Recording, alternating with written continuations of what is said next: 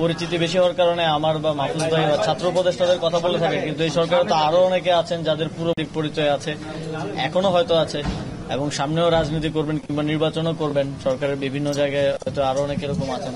আমি মনে করি যে সবারই তফসিলকে পদত্যাগ করা উচিত একটা স্বচ্ছ এবং সুষ্ঠু কোন প্রকার প্রভাবমুক্ত নির্বাচন আয়োজনের জন্য।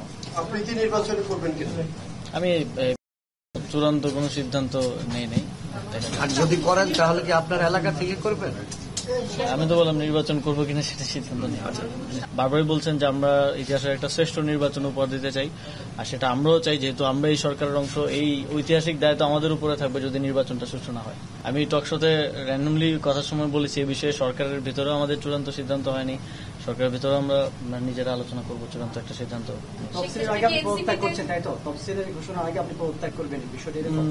হ্যাঁ, মোটামুটি এটা বলা যায়। এখন চূড়ান্ত সিদ্ধান্তটা অবশ্যই সরকারের উচ্চ পর্যায় থেকে।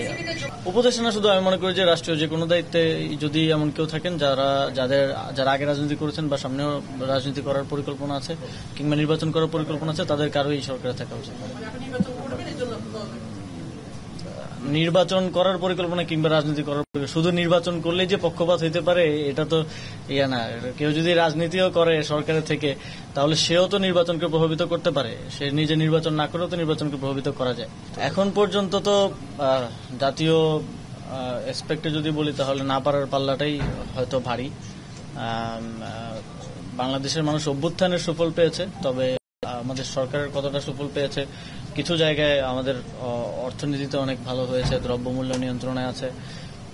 এর বাইরেও গণঅভ্যুত্থানের আকাঙ্ক্ষার জায়গা থেকে অনেক আকাঙ্ক্ষাই পূরণ হয়নি, আবার অনেক আকাঙ্ক্ষাই এই সরকার পূরণ করার চেষ্টা করেছে। এটা আসলে জনগণ মূল্যায়নটা করলেই সবচেয়ে ভালো মূল্যায়ন হবে বলে আমি মনে করি।